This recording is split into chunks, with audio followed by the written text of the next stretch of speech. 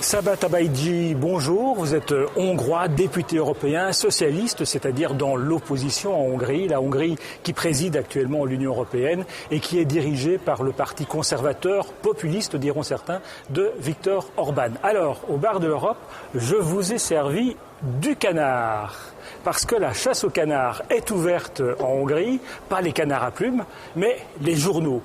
Qu'est-ce qui a pris, quelle mouche a piqué Viktor Orban avec cette fameuse loi sur les médias qui réduit la liberté de la presse?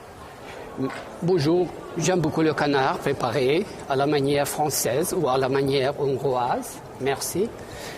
Pour le canard, en ce qui concerne pour nous, pour un pays qui a été adhéré en 2004, il y a 6 ans, c'est une grande fierté d'être le président de l'Union européenne et d'accomplir cette tâche très importante et prestigieuse. Mais alors du coup, votre pays a quand même mauvaise réputation avec cette loi, hein? Pas mon pays a mauvaise réputation. Le gouvernement a mauvaise réputation. Je l'espère que les Français et les gens, des citoyens de l'Union européenne, font une distinction claire entre le gouvernement hongrois actuel et le peuple, la nation hongroise. Mais alors pourquoi il a fait ça, Viktor Orban? C'est quand même pas un dictateur, c'est pas Ben Ali. Non, pas du tout, c'est une exagération. C'est vrai, il y a des mesures antidémocratiques, c'est vrai, quand le gouvernement et la majorité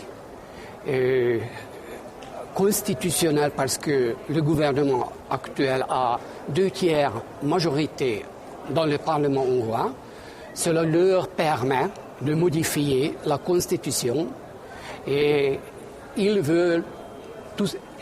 peuvent faire tout ce qu'ils veulent. Par exemple, en Hongrie, la Cour constitutionnelle a pris une mesure qui a critiqué le gouvernement, qui a été contre la volonté du gouvernement. On a changé le statut de la Cour constitutionnelle. Je ne peux pas imaginer qu'Angela Merkel, chancelière de l'Allemagne, pourrait faire la même chose avec la Cour constitutionnelle allemande. C'est pourquoi je dis que ce serait trop dire que Ben Ali, pas du tout. Il est encore dans les cadres européens, mais il essaie d'élargir les cadres démocratiques en Europe et c'est un précédent très dangereux. Alors je vous interromps parce que vous le voyez, il y a des petits parasites qui apparaissent ici et derrière ces parasites, quelqu'un qui va vous poser une question. On regarde.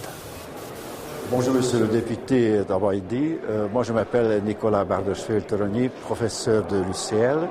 Eh bien, il y a eu des élections, plusieurs élections à Budapest, et en fait ces élections ont donné des résultats que plus de 2/3 des sièges au Parlement de Budapest sont occupés par des députés de droite populiste, comme on appelle par ici. Comment ça s'explique? Comment, après autant d'années de gouvernement socialiste, on arrive à ces résultats? Question subsidiaire, monsieur le député. Comment ça se fait que, en fait, la majorité, toute grande majorité des Roms de Hongrie ont voté en faveur de cette droite populiste? Réponse? Bonjour, merci pour votre réponse, mais il faudrait poser la question aux Roms qui ont voté pour la droite. C'est une grande contradiction. Parce que au cours des dernières années, à la suite de la politique pas assez efficace, mais quelquefois mauvaise, des gouvernements socialistes, c'est vrai, il faut être autocritique dans ce domaine-là. Il y avait beaucoup de tensions dans les villages entre la population majoritaire hongroise et la minorité rome. Et c'est pourquoi une garde hongroise s'est formée, qui a été supportée par l'extrême droite hongroise, le Front national hongrois, Jobbik. Oui. Et heureusement, la Cour a interdit, il y a presque une année, l'activité de la garde hongroise qui ne fonctionne plus. Pourquoi les Roms ont voté pour la droite, c'est très difficile à expliquer, mais dans les milieux où ils sont menacés par la garde hongroise, les Roms pensaient que c'est la droite, avec le slogan « l'ordre », pourrait leur garantir plus de sécurité, mais je pense qu'ils vont payer beaucoup cela parce que maintenant, avec le nouveau système de taxes sur les revenus, les plus pauvres seront punis. Alors, question de Anna Smolkova de Strasbourg, mais elle précise qu'elle est slovaque. L'Europe, c'est l'ouverture aux autres, c'est le contraire du chauvinisme. Monsieur Tabajdi accepterait-il de boire un verre de vin de Tokaj slovaque? Et surtout, pourrait-il reconnaître qu'il est aussi bon que du Tokaj hongrois? C'est vrai qu'il y a eu une guerre autour du Tokaj. Il faut expliquer en 2 mots que c'est du vin produit en Hongrie et vous interdisez qu'on le produise ailleurs. Il n'y a pas de bon vin de droite ou de gauche, il n'y a pas de bon vin hongrois ou slovaque. Bon, non, la différence, c'est la qualité. Si le vin est bon, indépendamment de l'origine, est vraiment très bon. Et je ne comprends même la question. J'ai été toujours pour la réconciliation historique entre la Hongrie et la Slovaquie, et je n'ai aucun préjugé vis-à-vis du vin Tokaj qui a été préparé en Slovaquie. Parce qu'il faut le dire qu'en fait, le Tokaj est interdit, enfin cette appellation est interdite en dehors de la Hongrie, sauf pour quelques villages slovaques qui ont appartenu à la Hongrie avant 1918. C'est la seule exception.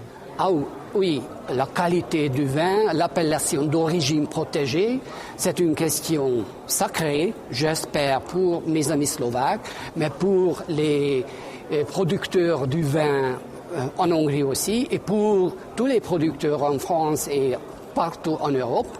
C'est pourquoi je ne peux pas comparer le vin de Tokaj s'il devient de la Slovaquie ou de la Hongrie, parce que je suis hongrois, non. C'est ma bouche qui va décider. Eh bien, on va le goûter. Oui, je vais goûter. Monsieur Tabajdi, merci d'être venu au bar de l'Europe et je vous invite précisément à goûter ce vin de Tokaj slovaque. Merci. Na zdravie. Avec modération. Na zdravie. En slovaque. Egészségedre, en hongrois, à ta santé. Na zdravie, en slovaque.